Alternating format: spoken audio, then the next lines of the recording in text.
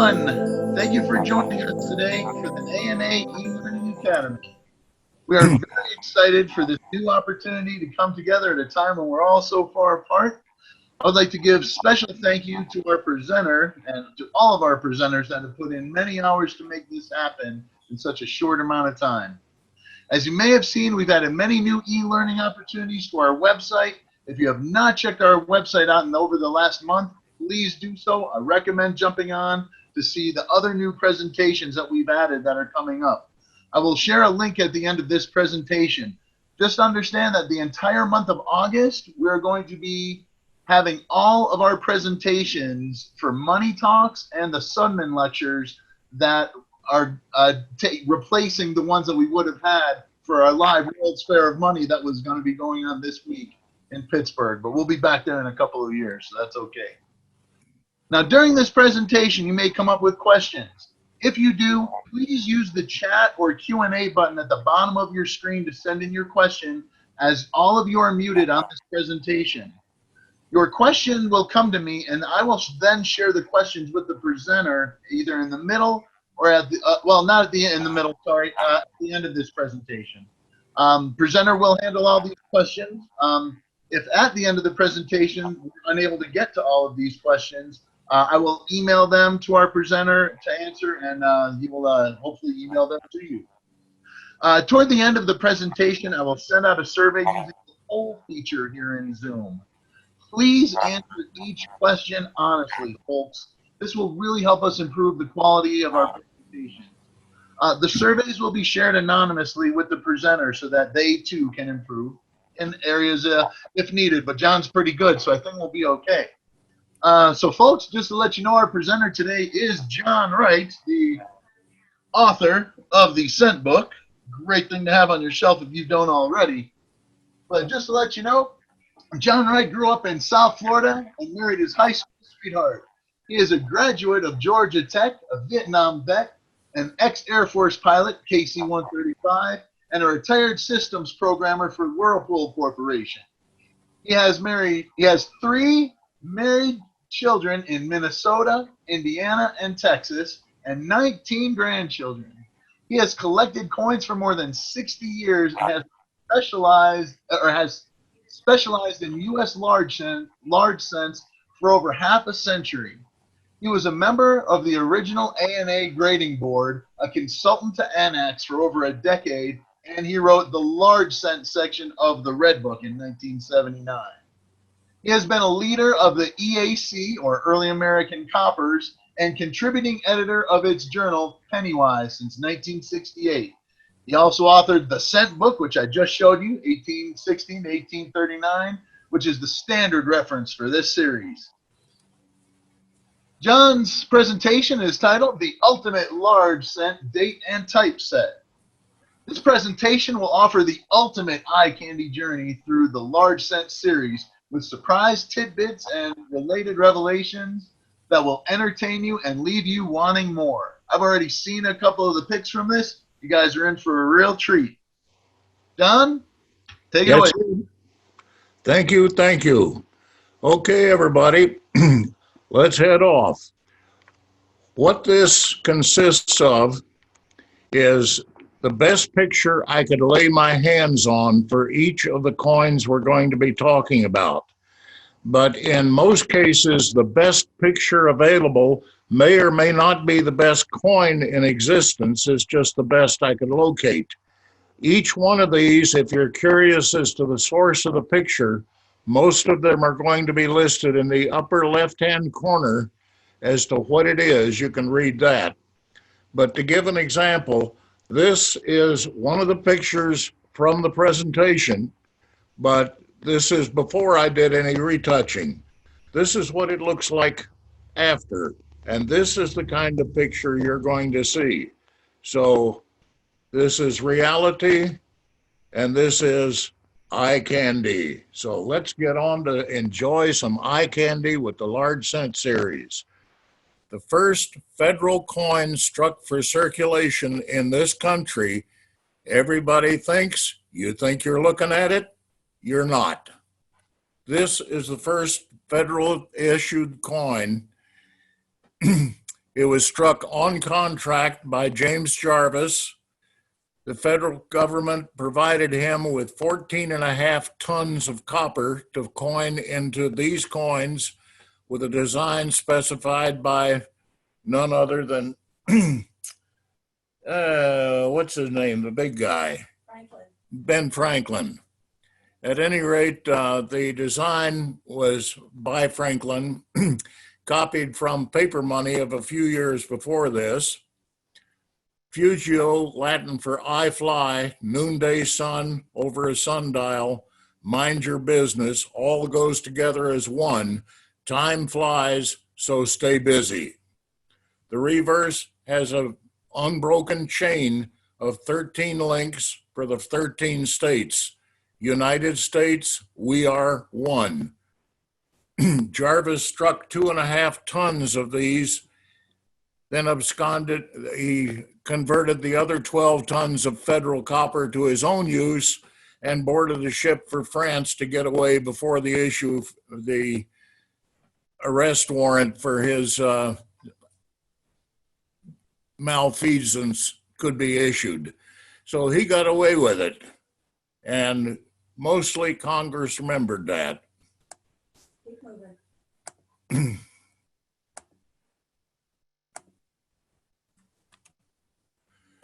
The next issued coin for circulation was again still before the U.S. Mint existed. This was struck in July of 1792. It was struck on special order for Thomas Jefferson. He had $75 of these made and delivered in July of 1792, and he spent every one of them between July and October of 1792. That same dyes that made this were used to set up the initial coining press in 1793 in Philadelphia after we had purchased the facility and the equipment to run a mint. 1793 or late 92 also saw, probably from the same place where this half dime was made, pattern coins. At the time, they called this the small cent. It was about quarter size, had a silver plug in the center worth 3/4 of a cent. This was only a pattern. It was never struck for circulation. They also made what they referred to as the large cent, which was about the size of a British penny, which is in the neighborhood of silver dollar size. This is, hello. You go ahead. This is referred to as the birch cent for the engraver who made the dies. His name is on the truncation here. In 1793, we started production for real, this time for circulation. And the first coins were struck in March of 1793, and they looked like this. They were made for only 12 days. After 12 days, they quit making these and changed the design because of public outrage over the design. Public did not like the idea of a chain, which they saw as a symbol of unity, but of bondage. Patterned after the first federal coin, 13 links for 13 states, 15 links for 15 states as of 1793. Quickly redesigned, a new design came out which was made for approximately 6 months. This is referred to as the wreath type cent, and the wreath type cent was obviously quite popular because survival rate of wreath cents are about double what other coins of the period are. The wreath cents save about 5 to 6% of the original mintage is still around today. The other cents of the period, around 3% still survive. Same design, the design was changed in September, but by September we had the yellow fever epidemic, something similar to what we're experiencing now, only it was localized to Philadelphia. the city shut down. The mint shut down. The 1793 Liberty Cap cent was made for less than a week. Approximately 11,000 of them were struck, and the mint shut down. This same design was carried forward into the next year, 1794. The 1794 cent has over 60 die combinations and is rapidly sought by cent collectors today. 95 continued the same design, but did make a major change in the middle of the year. Did not affect the design, but the weight was reduced by 20%, which got rid of the old lettered edge, which used to say 100 for $1. Don't I wish? Now it's the same diameter, but a thinner coin weighing 20% less. Also in 1795, the contractor where the original 1792 half dimes and quite possibly the patterns of 1792 were made was lobbying to strike coins privately for the government. These are his samples. Now, we don't know whether Congress was just unimpressed with the sample, or more likely, they were remembering the Jarvis fiasco from less than a decade ago and says, let's not go with a private contract coinage. We saw what happened last time we tried that. So the 1796s continued the Liberty Cap type.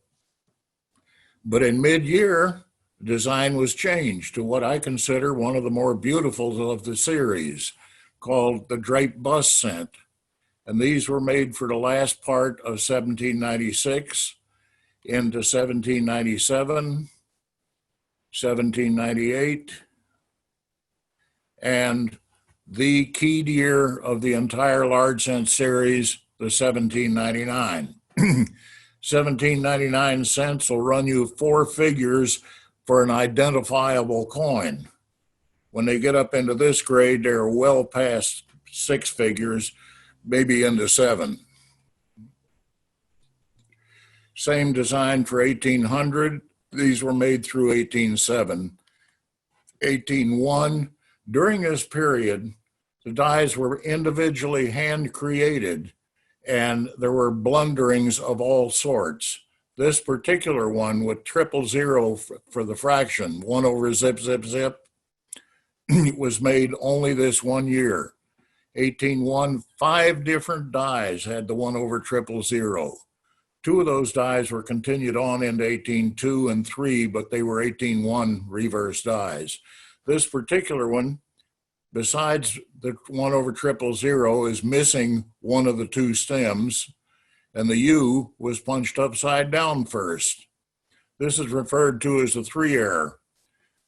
What appears to be damage to the coin here is actually damage to the die that struck the coin.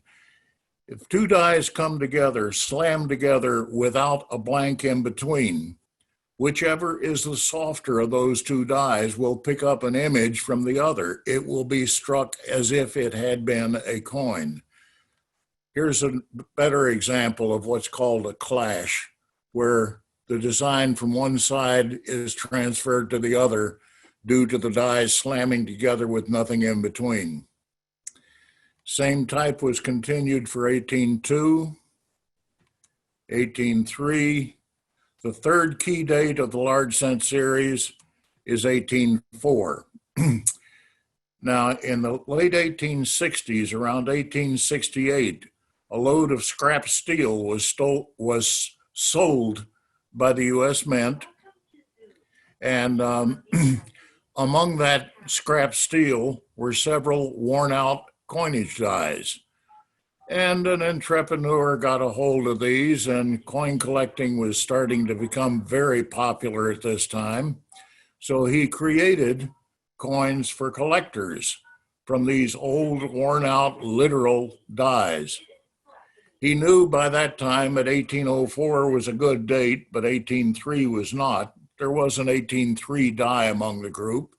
So he had the 1803 altered to an 1804, mated with a reverse, which happened to be an 1820 reverse, to make the 1804 restrike. These were struck probably between about 1868 and 1872.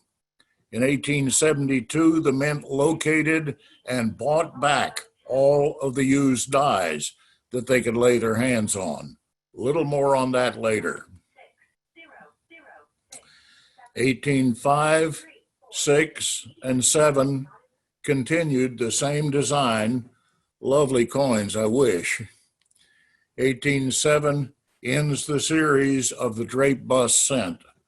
The next year, starting at the beginning of the year, 1808, started a new design called the Classic Head. Classic Head cents are a gorgeous coin if they're in high grade and on a hard planchet. Most are not. Almost all of this type from 1808 to 1814 are rough, black, well-worn, and ugly. This type continued for 1809, 1810, 1811, 1812, 13, 14. By September or October of 1814, the mint had run out of copper. And at that time, our copper planchets were bought pre-rounded from outside suppliers. And at this time, the outside supplier was British. And we were in the middle of, or just ending the War of 1812 with Britain and couldn't import anything from them. So the next year, no copper. Any 1815 U.S. large cent you find has been altered from a different date. This one from 1813. This is probably one of the better alterations around. But large cents were struck in 1815. Toward the end of the year, December of 1815, a shipment of copper blanks was received from England, was coined into coins, but there's no record of what dies were used. They were either the last 1814 dies or the first 1816 dies, which introduced a brand new type. This new type is called a Matron head and is, excuse me, is probably about the ugliest of the large cents whole series. But actually it looks better than the silver and gold of that period. They look even worse. This type was continued for 20 years through 1817. Interesting thing on the year 1817. There are 13 stars, a ring of 13 stars around the head on all large cents after the Draped bust. And for some reason, one of the 1817 dies had, instead of 13 stars, it had 15 stars. And there's no excuse for that because in 1817, there were 19 states, not 15. So the 15 star is rather interesting, but since 1817 had many misstruck coins, brockages, overstrikes, double strikes, off centers abound for the year 1817. So this is one of my favorites. This one was from my own collection. I call it the 1817 30 star variety. 15 on the front, 15 on the back. Continuing 1818, a very common year, a very interesting year in that the counterfeits of this year sell for much more money than the originals. This coin has been sought by cent collectors for over 150 years. I know of a grand total of 4 examples of this. This coin recently sold for over $10,000, is a contemporary counterfeit. It's interesting in 2 things. 1, it's a continuous wreath. There's no bow, no anything. 2, the United starts at the top rather than at the lower left. And even more interesting, as you count the stars, it's got 14 stars. No excuse for that. Continuing the same type, 1819, they don't come like this. 1820, and definitely not like this. 21, 1822. The key date of the late series, the short set, the 1816 to 57, is the 1823. According to mint records, there were no copper struck in 1823, but there are several hundred of them around. They were obviously made in 24 or later using 1823 dated dies.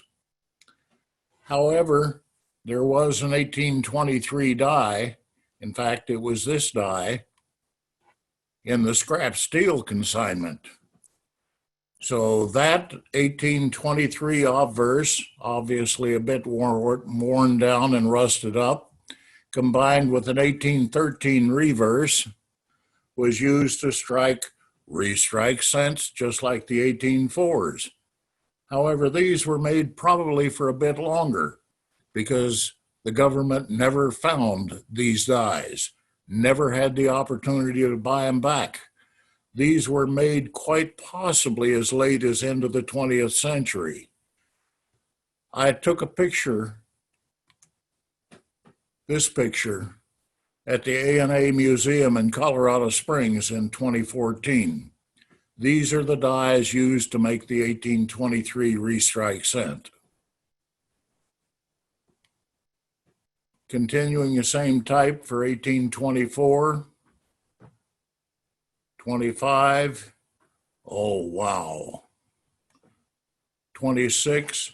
26 was another year that had many misstrikes, many off-centers, many double strikes, many brockages. This was one of my favorite coins from my own collection. This was an off-center brockage, overstruck normally. Had been Doug Smith's coin. I got it in trade. 1827. Again, they just don't come like this. 1828. 29. 1829, the mint tried a new experiment. They copied something that the Brits had been doing for several years now. It's called creating bronzed proofs. You spray some bronzing powder on the blank before it's struck and then strike it. And the bronzing powder prevents a mirror-like finish. You get more of a satiny finish. We tried that for 1 year and decided it wasn't worth it and didn't do it again. 1830, 31, 32, very common years and very uncommon condition. 33, 34, the matron head is coming to the end of her life. 1835, mint director finally sets his foot down and says, this girl needs to go on a diet. So when she came out of the salon, she looked like this. And this was the new head from 35 on through a few years later, we'll cut to. 36 looks exactly like, but in 36, the mint did something else new. It was the first year they had steam-operated coining presses. They were so proud of the fact that they struck a medal to commemorate the event, and that's also sometimes collected as part of the large cent series, because it is the size of a large cent. 1837, there was a change made in the middle of the year in 1837. She started off with the plain bands like in 1835 and before. In the middle of the year, he replaced the plain bands with a string of beads. But something else also happened in 37. There was a New York merchant who made an effort, tried to get Congress to pass the law. It did not work. He wanted to make a smaller cent that was more convenient to carry in a different metal. These, he made several samples. They were passed around and they did circulate fairly well during that period. This is called the Feuchtwanger cent because the guy's name was Feuchtwanger. And the composition is nickel, very similar to what was done 20 years later. But his pleas fell on deaf ears at that time, and nothing was done. 1838s looked just like the last 37s. 39 was a very interesting year in that it's the only year that had 5 different heads for the same year. The first head looked like the 1835 and to 7 with the plain hair cords. The next head looked like the late 37s through into 39, called the head of 38. The next one has been called since the late 1860s as the silly head. It was a variation on the head of 38. It had a higher crown to the head, it had a brow lock, and it looked like this. Compare head of 38 with the silly head. The next type is the most common one of the year, made for a great part of the year. It's called the booby head. Again, that name dates back to the late 1860s. And the last type of the year, 5 different heads in one year, is the head of 40, but she goes by many names. She's called the head of 1840. She's called the petite head. She's called the tipped head, or more common, you'll see her referred to as braided hair because of the way the hair looks under the Liberty headband. But since she's head of 1840, 1840 is going to look just like her, except most don't look like that. As does 1841 and 1842 and the first 1843s. In the middle of 1843, they had the same basic head, but they made it larger and untipped it. The letters moved from this size to a larger size, and in the middle of 43, it changes to this. So we get a comparison of what happened in 1843.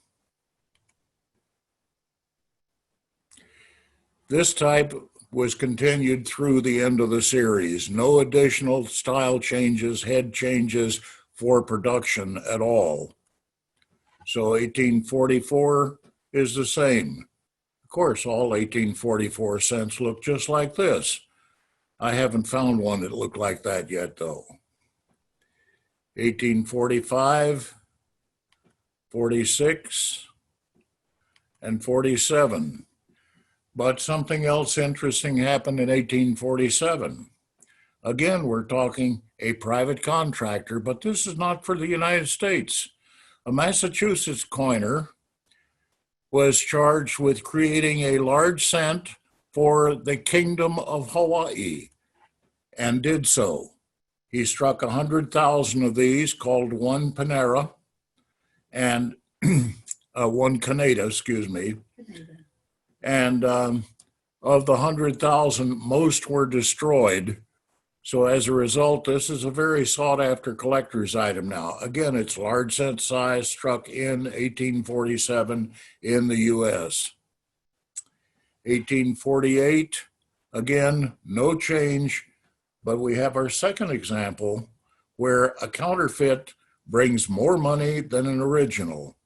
All 1848s, many dies, all have a very large date like this, but a contemporary counterfeit, which has been known to collectors and sought by collectors for over 150 years, is called the 1848 small date. This is one of the very few examples where the Red Book actually lists a counterfeit coin in the Red Book. The 1848 small date, I know of 14 examples. This is the best one. This one recently sold for over $10,000. 1849, the same, and 1850, but by now, copper costs have gone up, that copper cents are not the moneymaker that they used to be. So the mint is starting to experiment and look for different things to do, perhaps a different design in a smaller size, or perhaps a different composition. But nothing came of that. So 1851 comes out looking just like the 1850s, as does the 1852 and 1853. They did try another experiment in 1853, but again, nothing came of that. 1854, by now, the blanks that we're buying to strike these cents on are costing more than a cent a piece just to buy the copper blanks. So it's starting to get desperate. We need to do something about this. So the first experiment is, let's take something similar to what we have, make it smaller and lighter. That's the first try. Again, this is not for circulation. These are patterns. That didn't fit too well. Let's try a variation of the current quarter. And as another third thing, let's look for a totally new design. This specific piece I find totally fascinating because it's a lovely double struck, as you can see in several places around here.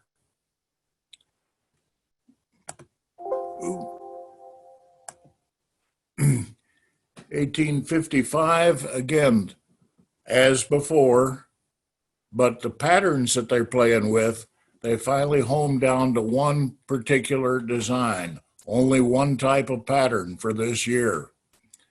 1856, by this time, the mint is going full bore. They have decided that, I know it takes an act of Congress to change the composition or the weight of a U.S. coin. And we need Congress to change this because we're losing money big time, more every year. So we're going to make samples. And we make a few thousand samples of a new cent in nickel, copper nickel alloy. And it's going to be a small coin about the size of a dime. And we'll pass these out as samples to congressmen and to senators and to any kind of politico we can think of. And they're passing them out all over DC as samples. This is what your coin will look like if you pass a bill to allow us to do so. Finally, 1857 starts off with the usual large cent, but the bill is finally passed. And as a result, our new coin is the size of a dime and has a totally different design, but it's not really a new design. Check the obverse, the head of this coin, very carefully. Look at the design. Where did that design come from? How about the tail of an 1836 silver dollar? Compare. What about the reverse of this? Reverse of our 1857 cent. Look at the reverse of an 1854 gold dollar. Same design, different denomination. So our copper coinage has ceased during 1857 to late 57 through 1860, middle of 64. No copper coins were struck in this country. Only nickel, only silver, only gold, but no straight copper. Copper was an alloy with the others, but no straight copper coins at all. So we had the nickel cent from 1857 to 1864. We had introduced a nickel 3-cent piece in 1865. We introduced a nickel 5-cent piece in 1866. And we try a nickel 10-cent piece in 1868, but that one didn't fly. However, coin collecting is running rampant at this time. And besides that, the most avidly collected series is the large cent. We can make money by using dies that we have on hand to make something to sell to a few very well-heeled collectors. And this concludes not only the large cent series, but this talk as well, leaving y'all time for asking questions. What would you like to hear about? Well, John, thank you very much. Really appreciate you doing that. I am going to launch a survey. If people have questions, they can still go ahead and ask. I'm just going to go ahead and this way, people, before you do sign off, if you do, please make sure, of course, that you do this survey. It should be going out right now. John, first of all, I just want to say thank you very much for doing that. But folks, this survey is multiple choice. If you need to elaborate on one of your answers or have additional comments, please email them to Brianna Victor at seminars@money.org. I do want to thank John for his time today. We have a certificate of appreciation we'll be sending to you. So before we go on, just wanted to say, of course, so glad we were able to have you on here today. So here's we did have one question. Someone said, who are the people on the coins, if I may ask? I tried answering by saying that they're allegories of Miss Liberty, but if you had any info you can elaborate on, John, we'd greatly appreciate that. There are no specific people on the coins. They're all an indication of Miss Liberty. Even from the very beginning, you have the word liberty on the front. That's one of my high horse sermonette kind of things. It has been my contention that the United States coinage, ever since 1792, has been half done. The obverse, the head of every U.S. coin, has prominently displayed the word liberty. And in the same size or larger on the reverse, every U.S. coin should say on the reverse, responsibility, because they are both two different sides of the same thing, and you cannot have liberty without responsibility. Like that. All right, I'm trying to see if we had any other questions. Thing is, I think you just explained everything so well in that presentation. We don't have too many. Well, I guess I should have dallied a little bit longer on some of those high popper coins because, as you saw, they are just unbelievable. You're not going to see coins this nice for this series, and here's the whole run. If somebody's got more money than good sense, you can try to put together this set yourself. Yeah, good luck. And so let me see. I think we may have a couple. Okay, let's see. One person asked, do you have any pictures of the 1839/6? We showed that in the group. I'll be happy to back up and find that. Stand by. Please do. Yes, I do. Let me back up here.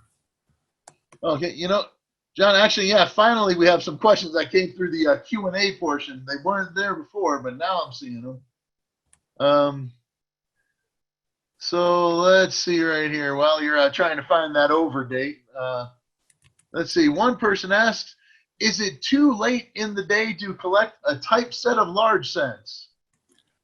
It's never too late to collect as long as they still exist. Yeah, exactly. Oh, yeah, there's a great question. I remember hearing about this. Wasn't a wooden keg of uncirculated early U.S. coppers found sometime in the 1830s and sold by the finders for 2 cents a piece? They were actually sold for less than a cent a piece. What happened was, yes, there was one or more kegs found during Reconstruction. Back up just a little.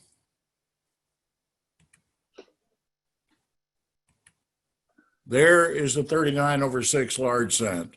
So for the person who asked for that, we'll leave that on the screen while we answer the other questions.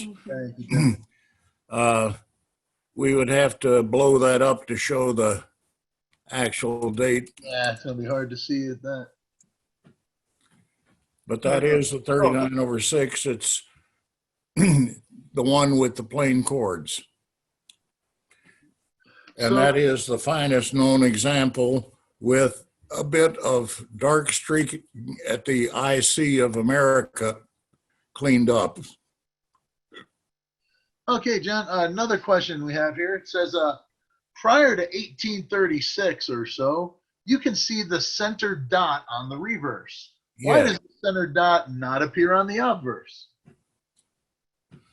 Center dot actually does appear on the obverse on several coins. It appears in either of two ways, either as a dot or as a round hole.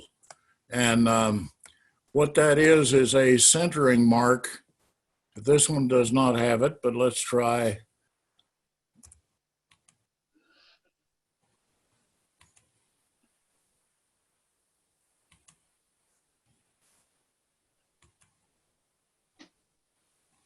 There, that one has a hole. Around the ear? Yeah, the 39/6, excuse me, 39 had a 40. You can see that in the ear. But the center dot is a centering thing for laying out scribe mark for putting in the letters. But by later time, the entire die was hubbed in one piece and there was no layout. In fact, in the 1840s, the entire obverse was hubbed in one piece, and the only thing that was different was the date, which was a 4-character logotype, which was punched in as a unit into the coin, or into the die, excuse me. All right. All right, John, next question. Someone asked, what about the two types of the 1857? I'm not exactly sure. Large date and small date. Oh, 1857. There are many variations that I did have to go over because this is a date and type set, not a variety set. But there are a large and small date of 57. There's large and small date of 46, and even a medium date. There are upright and italic 5s on the 55 and 6. There's many little differences like that. Okay. Same person also asks, what about the slant 1855 and 1856? What about the what? The slant. The slant date. Oh, we just mentioned the slant die versus the upright. So, next question. Can you please discuss the 1823 over date? 1823/2 is an interesting coin. The die was completed as 22, lapped. By that I mean polished down to try to efface the character as much as possible, and a good solid 3 punched over it. 23/2 is a very interesting overdate. There are, see what I can come up with here.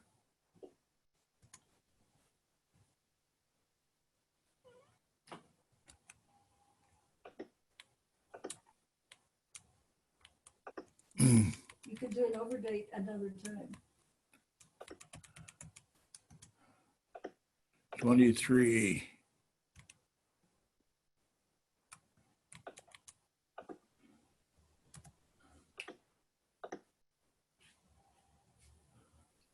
All right. Okay, can you see that one? If not, I will stop share and start share again.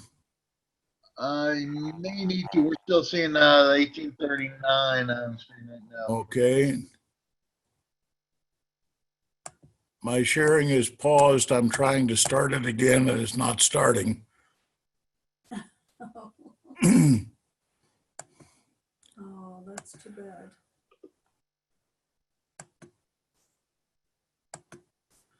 I do have a blow up of that. Will whoever asked these questions, let me give you an email, thejohn, THEJOHN, at sbcglobal.net. You have questions, you can send me individually. If you want pictures, I can send you pictures. The 23 overdate, I do have an excellent picture of. I'm trying to bring it up on the screen, but it's not working. All right, John. So one person asked a question and said, were many of the coins in your presentation proofs? Were they proof large cents? Some of those were proof and some were not. Many of the ones that look proof-like are not proof, but a great number of the ones that look proof-like are indeed proofs. Nice. Oh, good question. Which year had the largest number of dye varieties? Which what? Year had the largest number of dye varieties. That I don't know off the top of my head, but I do know that in the early series, 1793 to 1814, that would be joined by 1794. 1796 is close, as is 1798, but 94 takes it. As far as the late dates, there are 2 or 3 in the 1840s to early 50s that could easily surpass that. Yeah, for sure. Now, incidentally, for the late dates, Bob Grellman is the authority on especially the late date large cents. His book on the series is out of print, but his new edition is right around the corner, and I think you'll want that book. Nice. Thank you, John. Yeah, I always have a tough time trying to attribute Newcomb varieties of braided hairs. That's a story for another time. How many varieties of Fujios are known? That I don't know, but I do know that it is substantial. I doubt it's into the triple figures, but it's at least well into the double figures. Nice. We have a YN named Charles Heck who has a question. What does Chuck want? Yeah, a YN named Chuck Heck. In the series 1869 to 1839, do you have a favorite year? Of 18, what to 1839? In just the series from 1816 to 1839, do you have a favorite? 16 to 39? Uh-huh. 39 might be it. I originally was going to collect dye varieties only through 35 old head, because the newer heads, 36 through 38, are much more difficult to tell apart. They're much more similar to each other. But I continued on to 39. One of the main reasons was that I felt was the penance I had to pay just to get to 1839, which really fascinated me. 5 different heads and 15, and actually with the minor variations that Mark Klein has come up with recently, we could have up to 18 different varieties of 39, excuse me. Yeah. All right. Oh, there's a great question. So what is the best cherry pick or the best cherry large you've ever found, and how did you come across it? The best cherry ever found by anybody? No, of yours. Your best cherry pick. Yours. Hard to say. One of them could be 1798 non-collectible 2. At that time, as far as Sheldon was concerned, there were 2 examples known. And when I met Sheldon, I showed him a 3rd one and a picture of a 4th one. But that one cost me, I think it was $10.40. Man, all right. Sorry. Here, let me. Okay, some other questions we have here. One person asked, is it federally legal to own a coin die or counterfeit one just for a collectible as long as you don't try to spend it? Not sure if that's To own the die, I don't know of the ruling. I do know that A&A has the 1823 restrike dies, which are federal mint dies.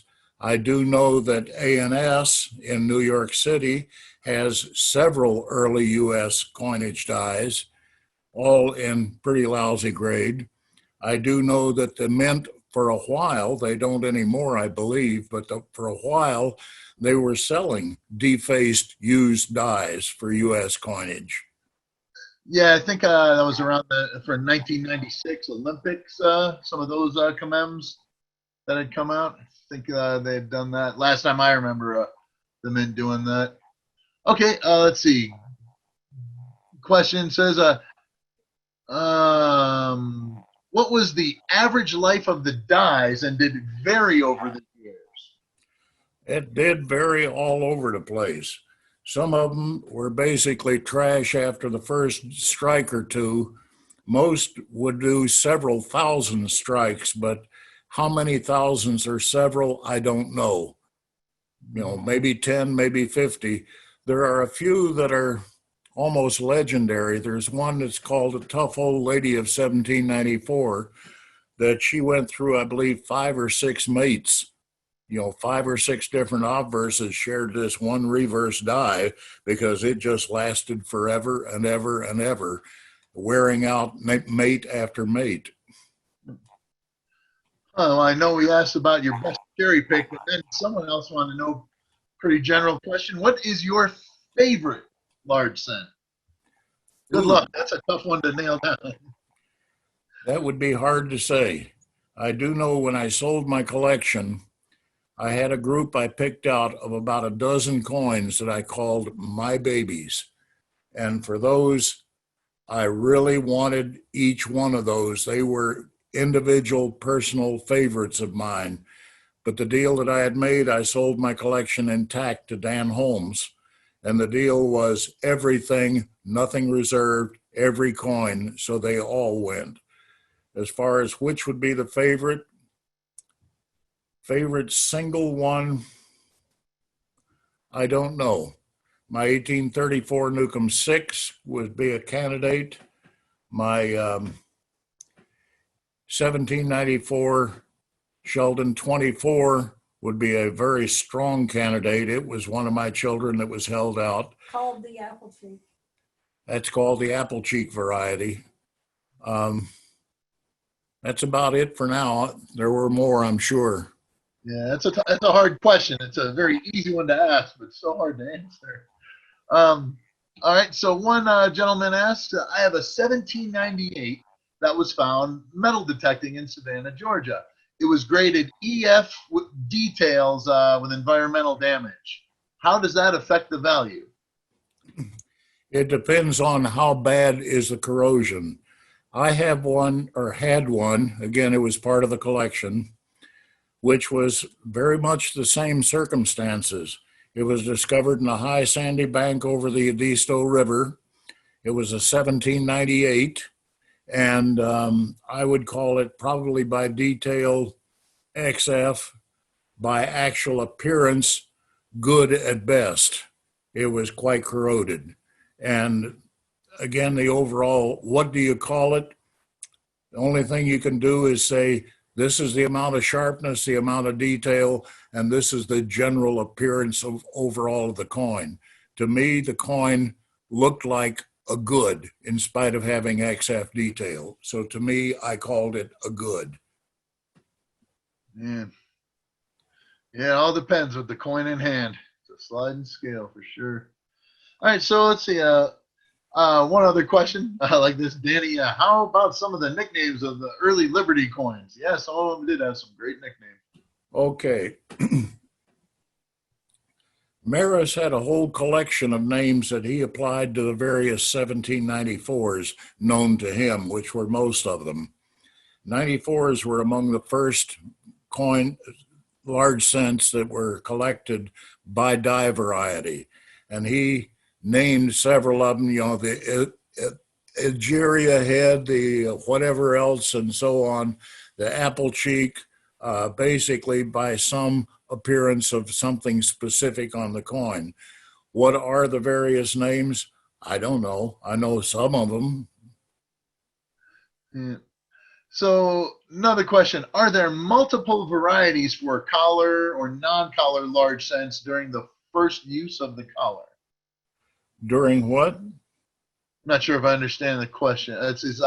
Are there multiple varieties for collar slash non-collar large scents during the first use of the collar?